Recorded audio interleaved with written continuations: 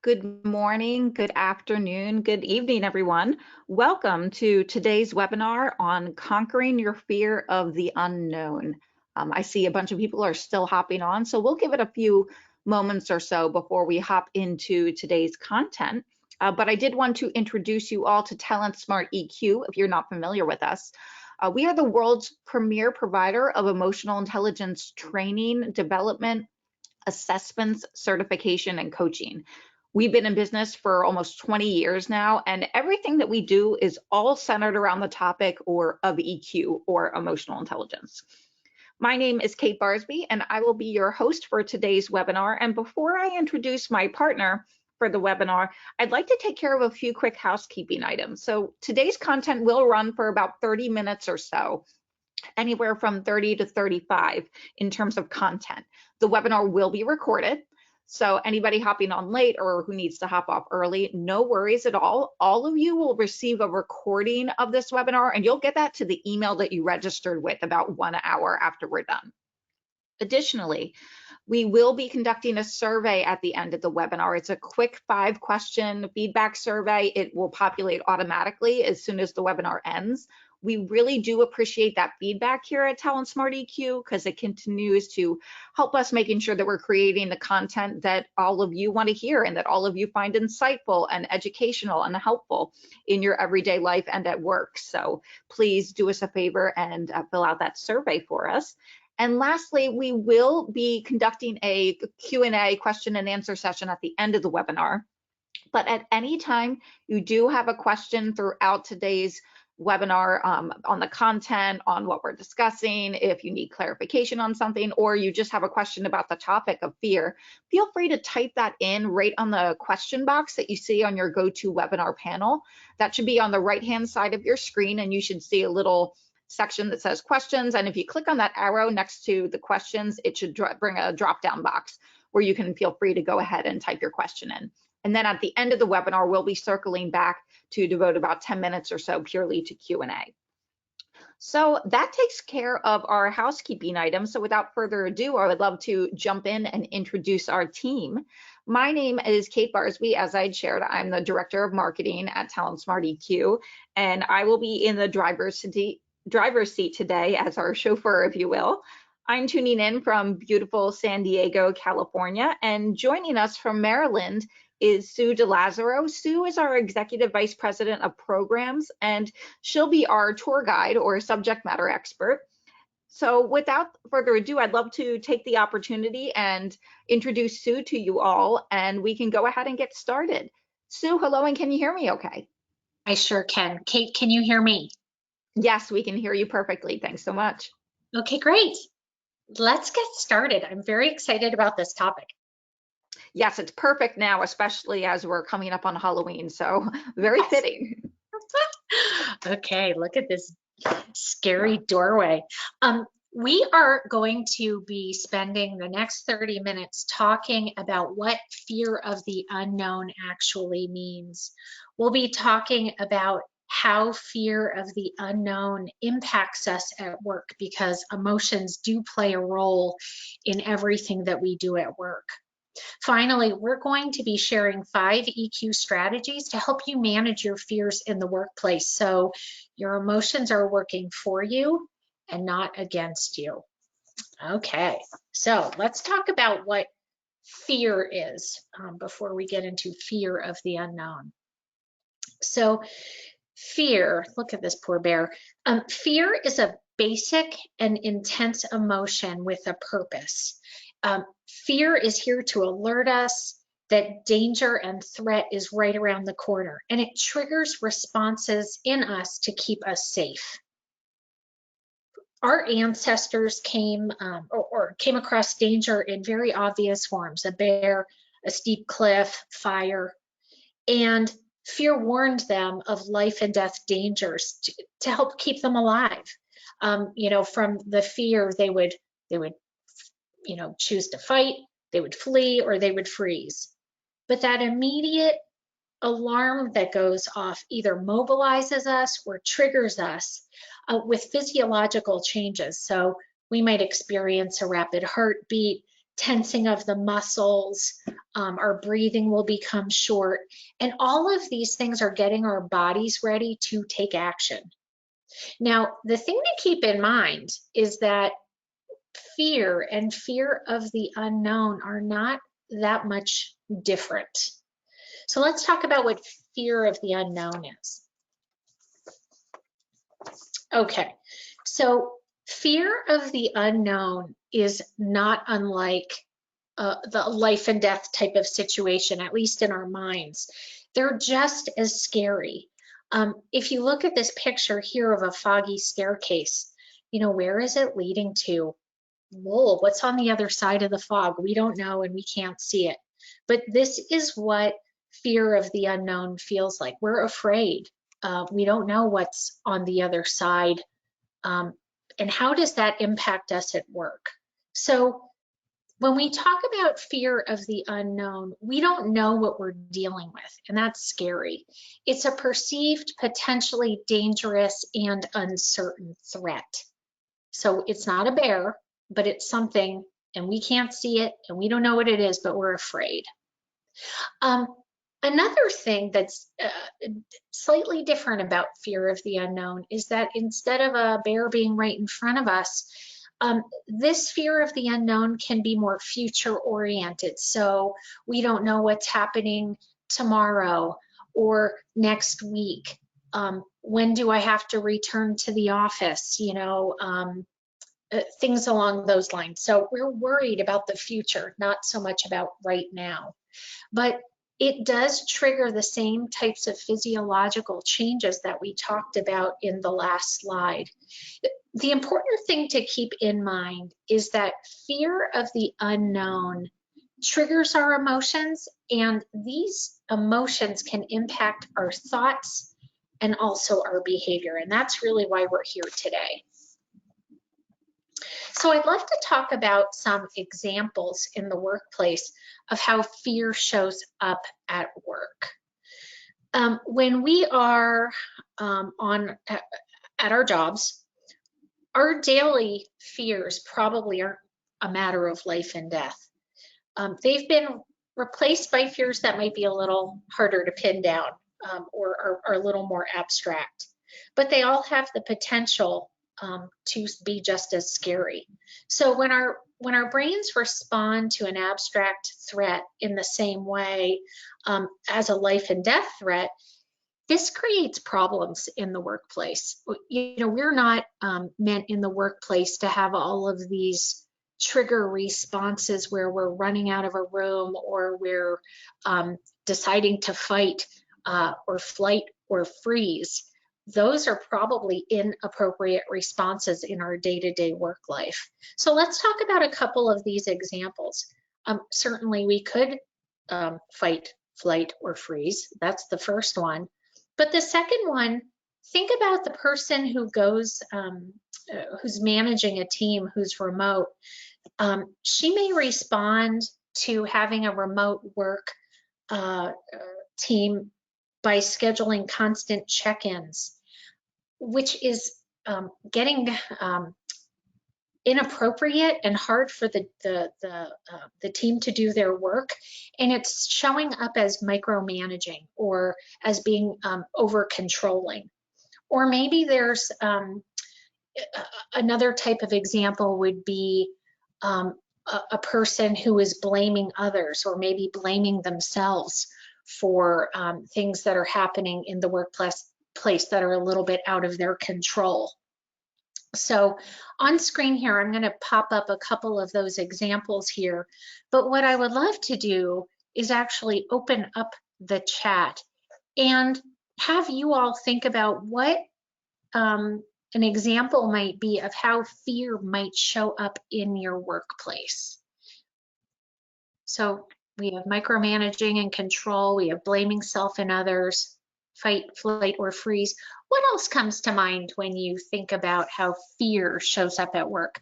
Let's just take 10 seconds to do a little brainstorming here. Thanks so much, Sue. And everyone, feel free to go ahead and just type your thoughts right into that question box that you see on the right-hand side of your screen in your GoToWebinar panel.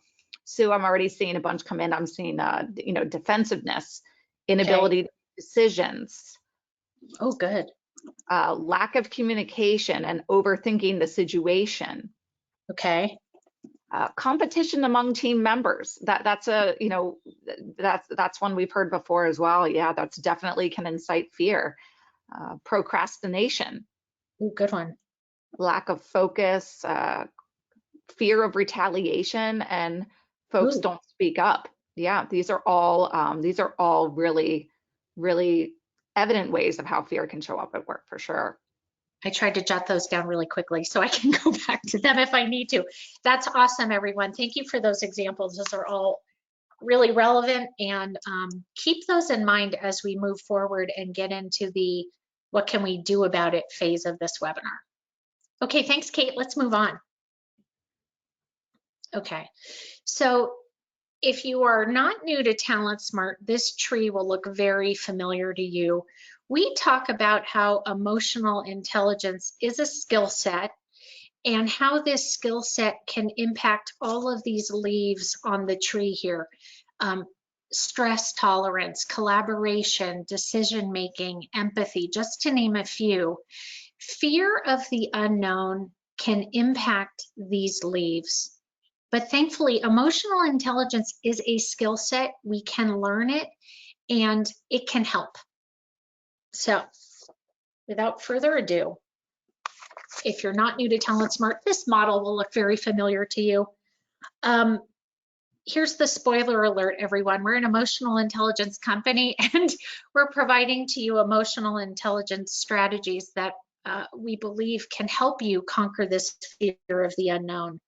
So just a quick reminder that this is our model here.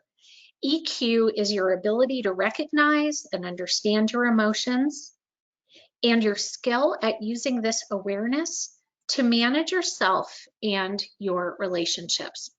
EQ is kind of broken down into those 4 skill areas that you see there in green. And just a few points to keep in mind before we jump into the strategy portion of the webinar. And that is, emotions are neither good or bad. They are pieces of data, little tiny pieces of data that are here to guide us and inform us along the way. Is this danger? Is this safe? This is information coming into our brains so that we can be successful in our environment, fear included. Emotions are opportunities also so that we can better understand ourselves and the people that are around us. So, as we're talking about fear, I think that's an interesting point to keep in mind. Now, when we selected the strategies to help you manage the fear of the unknown, I will tell you that the strategies fall in the personal competence area in self-awareness and self-management. So just wanted to share that just to give you a little, I don't know, just so you understand kind of where things are falling. So let's talk quickly before we jump into the strategies about how emotions are processed in our brains. Basically, when we're experiencing emotions like fear, those emotions are coming in through the base of our brain, this little green part here.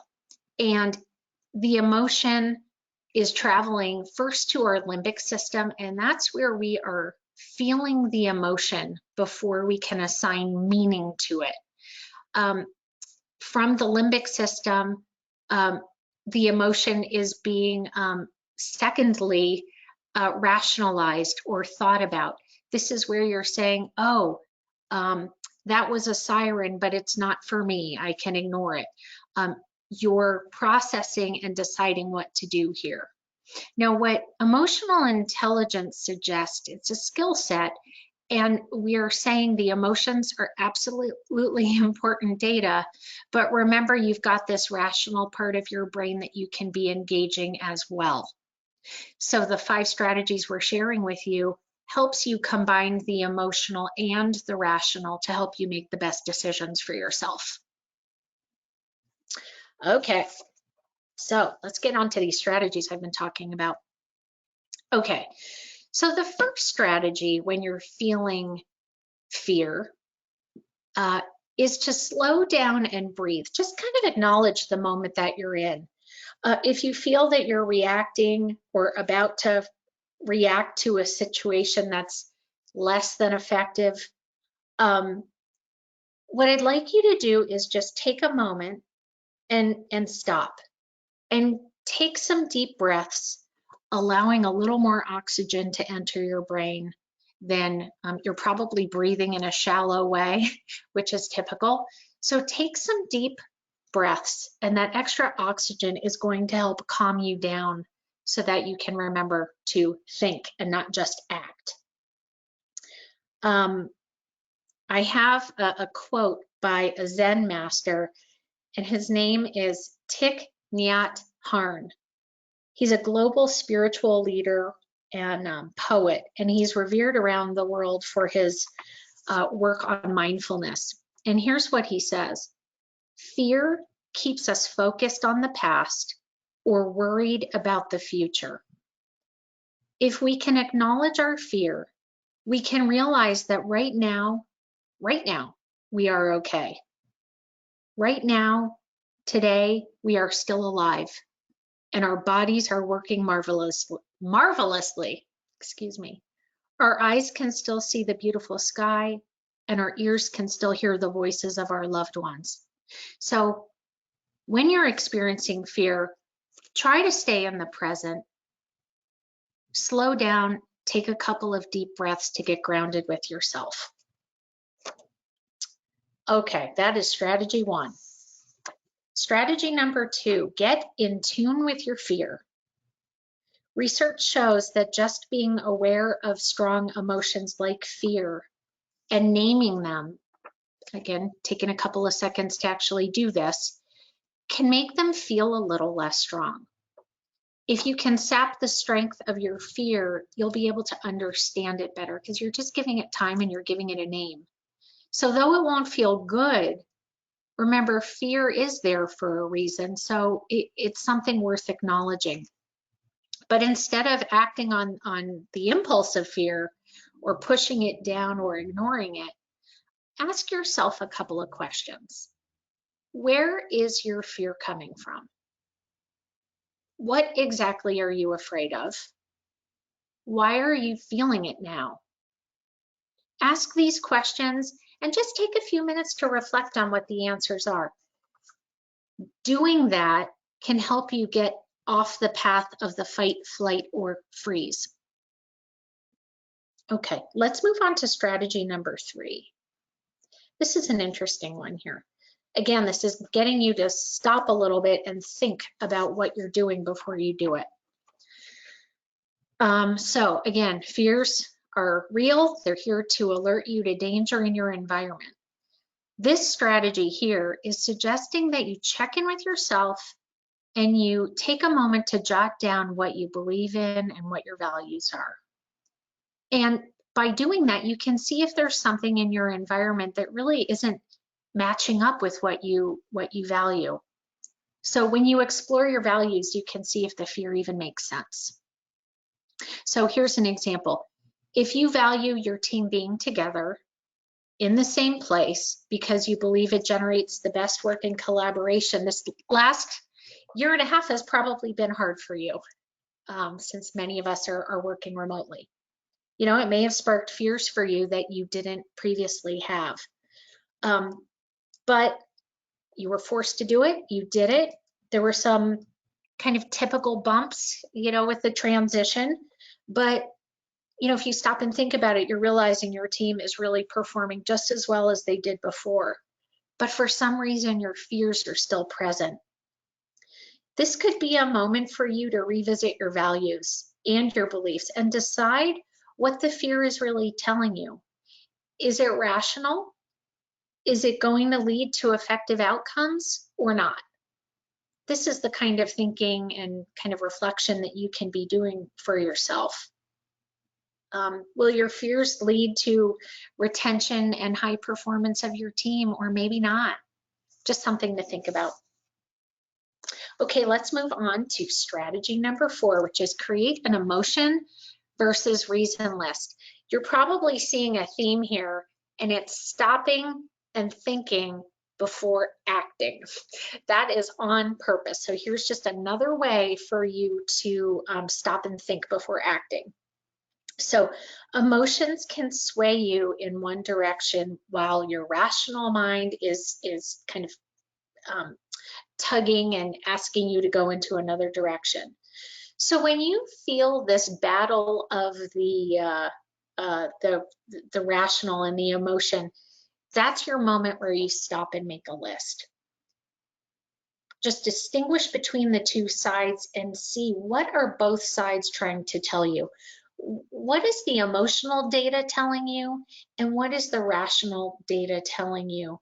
If you can look at that information on paper, you might be able to see what you should and could be doing to get the effective outcome that you're looking for. Okay, last but not least, our fifth strategy is to practice self-care.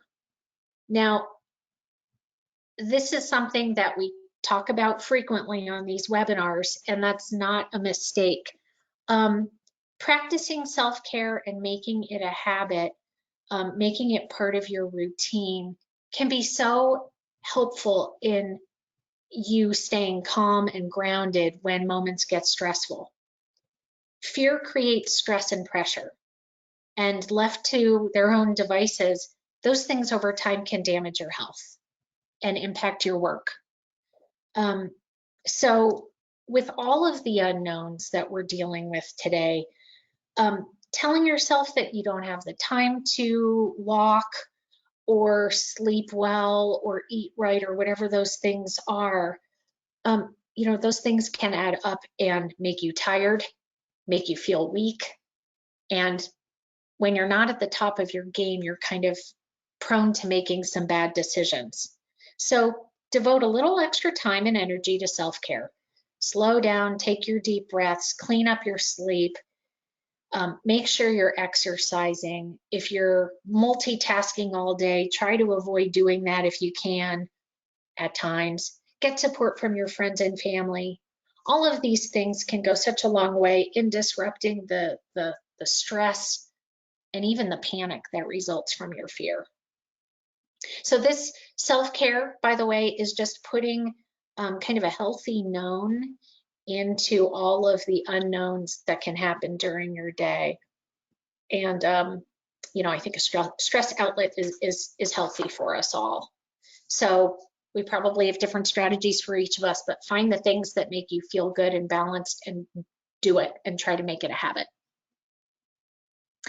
Okay, so let's recap the 5 strategies that we have been talking about here. So first, slow down and breathe. Number 2, get in tune with your fear. Number 3, revisit your values. Create an emotion versus a reason list. And finally, practice self-care. Now, I will say you can work on these things chronologically. Like slowing down and breathing is always the first step. Naming it and getting in tune with your fear and understanding the situations around the fear is always the second step. Now, the third and the fourth strategies, sometimes you might need to practice the third one. Sometimes you might want to practice the fourth. I think it's dependent on the situation that's in front of you. And then a good maintenance strategy throughout your life is this fifth one, to practice self-care so that you can be strong for when times get tough. All right. We've got a picture of our book, Emotional Intelligence 2.0.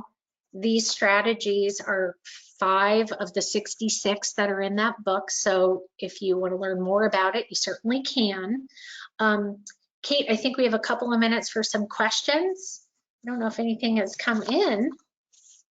We certainly do, Sue, and actually quite a few have been submitted. So why don't we jump right into our Q&A session, and if it's okay, we're actually right at about the 25-minute mark, so it gives us a good amount of time to answer as many questions as we can. So as I shared, please feel free, if you do have a question, go ahead, type it right into that question box. And Sue, I'm going to go ahead, jump right in and ask you the first question that was posed. Okay.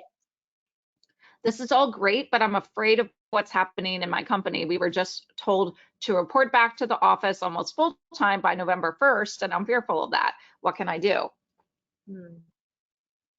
Okay, so you are not alone. I think that's something that a lot of us are facing right now.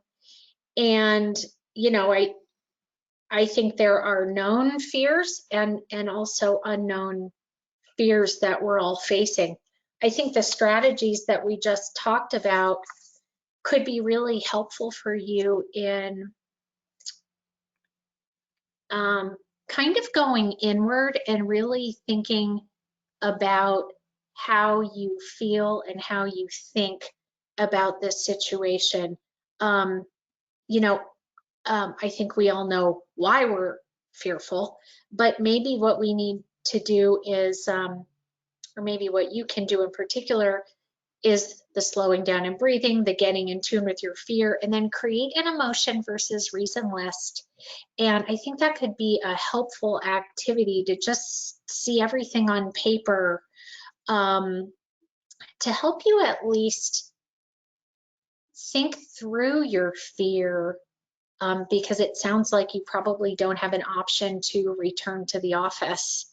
So um, perhaps once you see everything on paper, you can see what it is you're truly afraid of and what you can be doing to make yourself feel a little more comfortable. That would Great, be my thank you. suggestion. Another question is an interesting take.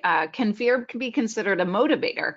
I found that sometimes I've actually accomplished something that I didn't think was possible when I was actually afraid.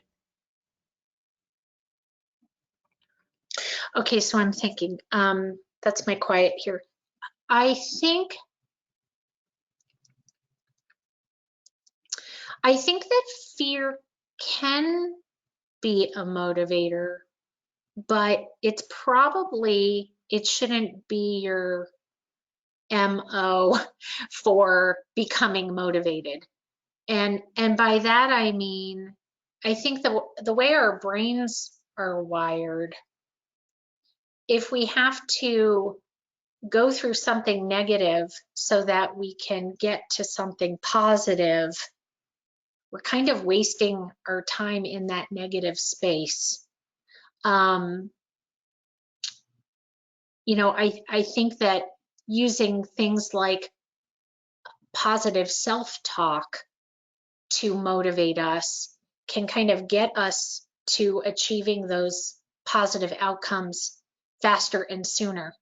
Because when you experience something um, like fear over time, you have to get yourself to the point where you're back in the positive self-talk. Um, so it's sort of like I think that the fear is negative, and you have to get to positive to have positive outcomes, if that makes sense. So you might see it as a motivator, but it's really kind of slowing you down to getting to the positive where you need to go. That would be sort of the easiest way to explain it. I don't know if I did a great job there. Thanks, Sue.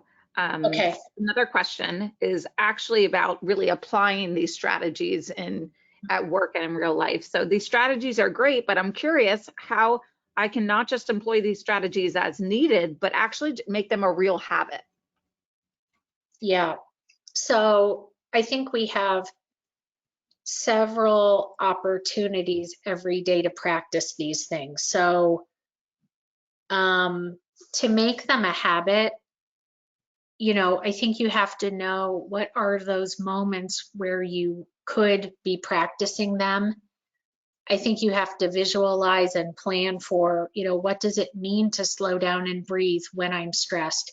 What does it mean to take 10 minutes and create an emotion versus reason list?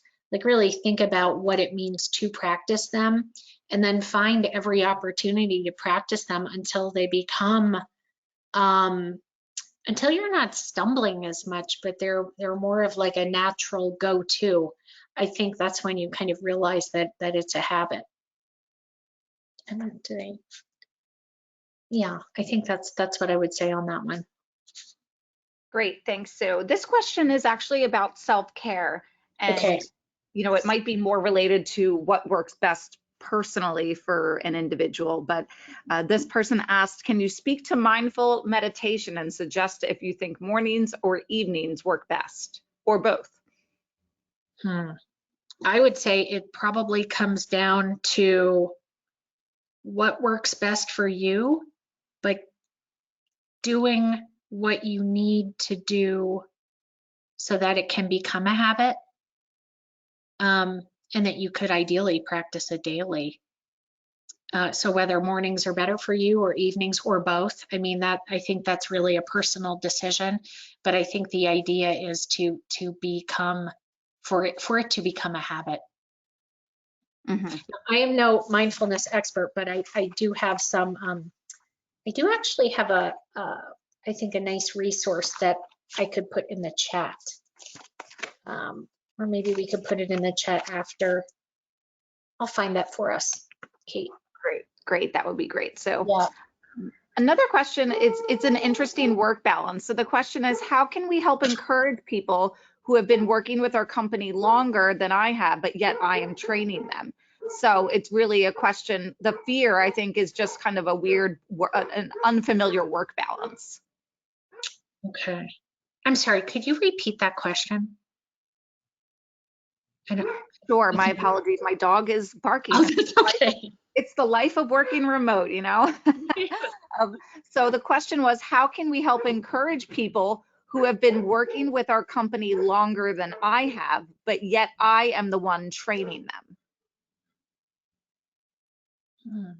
So the fear is really kind of navigating an unfamiliar work balance that an individual's not necessarily used to. And it Hmm. could really be the fear on both parts. So the individual who is being trained by somebody who is newer to the company, or the fear is also with the individual that's now they're realizing that this employee might be uncomfortable with somebody who's new training them when they've been there for years. Yeah. I think what I would do is probably use some of these strategies to examine the why behind the fear. Um, is it a fear that maybe you're training someone who will then take your job? Is it maybe that you're training them incorrectly? There could be like a million reasons for the discomfort. So I would just say maybe take some time to understand the why behind why you are afraid. And then once that's all on paper, make sure that rational side is kind of figured out as well. Think through the best step forward. A sixth strategy also, if you kind of go through these steps and you think about everything and you still can't quite figure out a path forward, another strategy that we have is to talk to someone who's not emotionally invested in your problem, to help you problem solve. So that might be a case to do the work that we're suggesting today, but then go talk to someone that you trust who can help you kind of see your path forward. And I Great, think we thanks so much, Sue. sure. Um, So if anybody does have any additional questions, we do have a few extra moments that we can certainly answer them. So feel free to go ahead and type them into that question box. In the meantime, I would love to share some upcoming webinars that we have scheduled, and we would love for you to join us.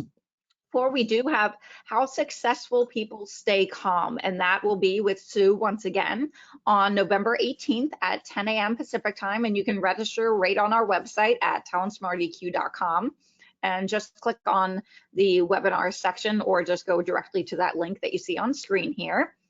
Additionally, we do have an article that aligns well with this webinar topic, and it's how emotionally intelligent people conquer their fear. So feel free to go ahead and visit our website, check out that article, and register for that upcoming webinar.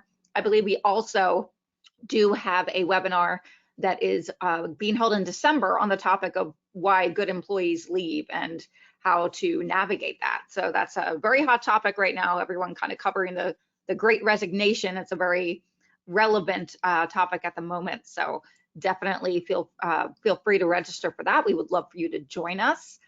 Sue, actually, if we do have a few last questions coming in, Sure. which I think it would be great, as we do have the time, so I would love to pose them for you. Okay. One that has been submitted is, how can we help ourselves and others become aware of behavior that may be fear-based in the first place? So the question is, how do you really identify that behavior in yourself and in others if you see it? hmm the topic of emotional intelligence is kind of a language that is grounding for teams and organizations, or if you're working one-on-one with someone. So, that might be a nice way to introduce the kind of this topic. Um, you can certainly share this webinar. I think it's shareable, right, Kate? Yes, everyone will receive the recording via email, and feel free to forward that along, of course. Okay. I think too, I'm not sure what your relationship is with this person, but I think asking the question why is so interesting because a lot of people don't know why they do the things they do. So whether you're a friend or a colleague or whomever you are, getting people to think about why they're doing what they're doing is such a basic and important question to be able to answer. So I think that's probably the simplest answer to give, but there's certainly, yeah, I'll stop there. I think that's probably the simplest next best move. Great, thanks so much. And Sue, if you were asking about the handout that you mentioned that were, I believe a mindfulness resource or meditation resource. Yes, I will type that in a second. Let's see. Oh, okay. You know what it is? It's 5 ways mindfulness can turbocharge your career. It's actually one of our articles. Oh, okay, great. So, yes, we do actually have a few articles on the mindfulness topic. So feel free to visit the articles section on our website. And there's actually a search key where you can just type the word in mindfulness, and every article that we do have on that topic will pop up for you. So feel free to go ahead and check that out as an additional resource. Um, Okay, putting Great. it in. Well, thank you so much, everyone, for submitting. These were great questions. Thank you, Sue, for help guiding us through this topic of conquering your fear of the unknown. Are there any closing thoughts that you would love to share with our webinar attendees today? Um, let's see. I was just typing in that. I'm so sorry. I was just typing in that article name. It's in the chat for everyone. No, I appreciate your time, everyone, and I hope you found this helpful. And best of luck to you all. And hopefully, we'll see you next month. Great. Thank you so much, everyone, and we hope you have a great remainder of your day or evening. Thanks for joining us. Take care. Thank you.